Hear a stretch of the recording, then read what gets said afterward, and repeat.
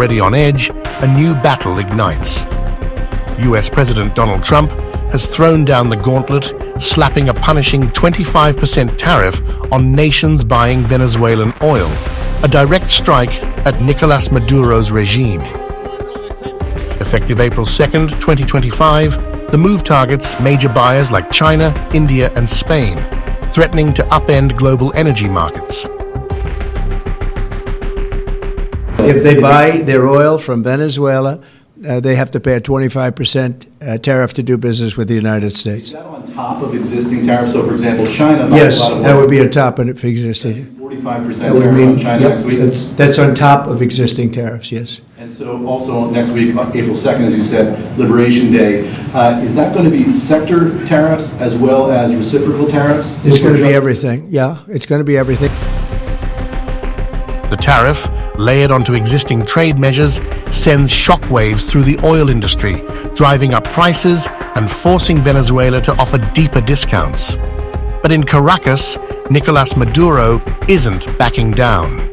At Expo Metal 2025 in Bolívar State, he fires back, accusing the United States of waging economic warfare and targeting his people with cruelty.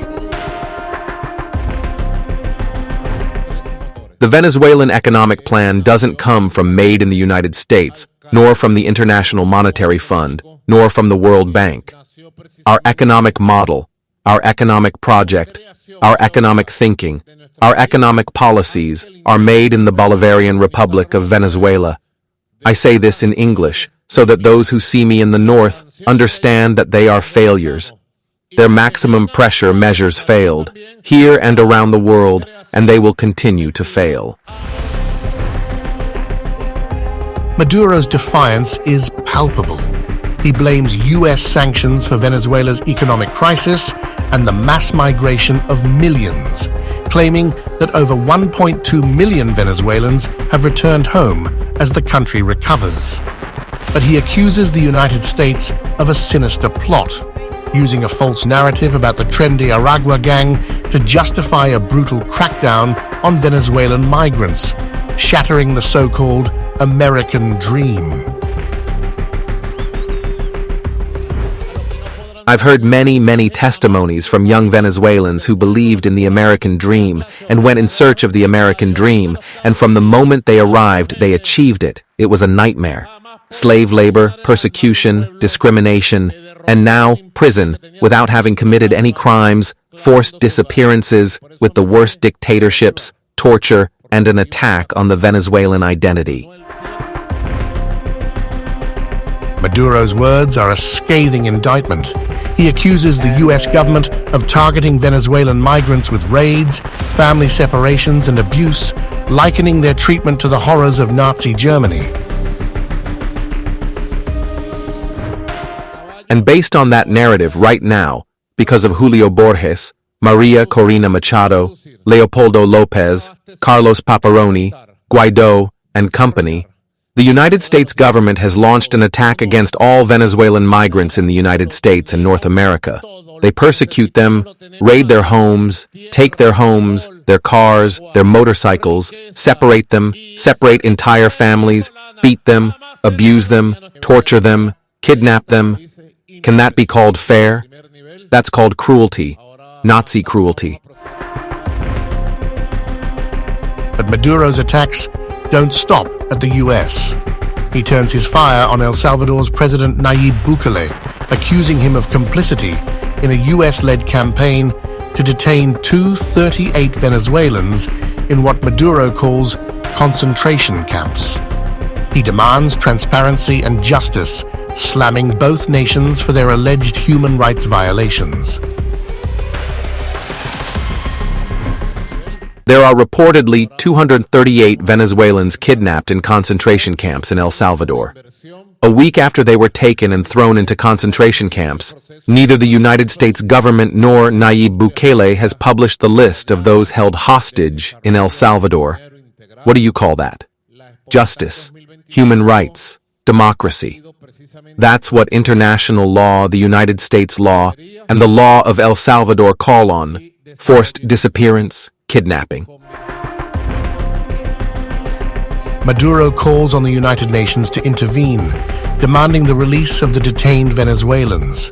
He accuses the US of perpetuating a lie to criminalize his people, comparing the narrative of a Venezuelan criminal invasion, led by the Tren de Aragua gang, to the false claims of weapons of mass destruction in Iraq.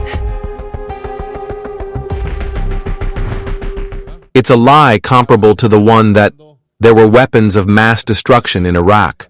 For example, it's a lie that has the shameful intent of attacking a country based on something no one believes. The first people who don't believe this are American society. The noble and decent people of the United States, citizens of that country, know it's a lie. And I ask the decent people of the United States, the noble people, not to let this lie go. And I ask Venezuelans to fight this lie. Maduro's rhetoric is a call to arms. He urges Venezuelans worldwide to protest US policies, branding Trump's tariffs and migrant crackdowns as cruel and unjust.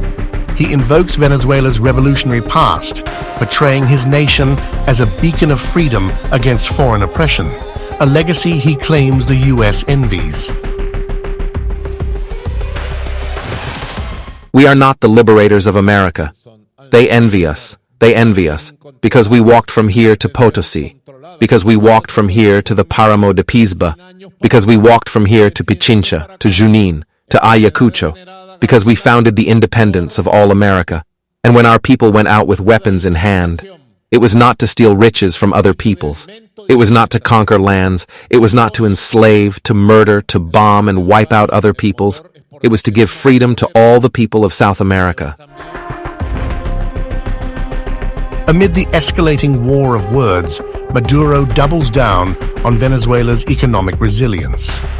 He boasts of the country's gold reserves and industrial progress, urging investors to join his vision of a self-reliant nation, one that can withstand US pressure through determination and ecological responsibility.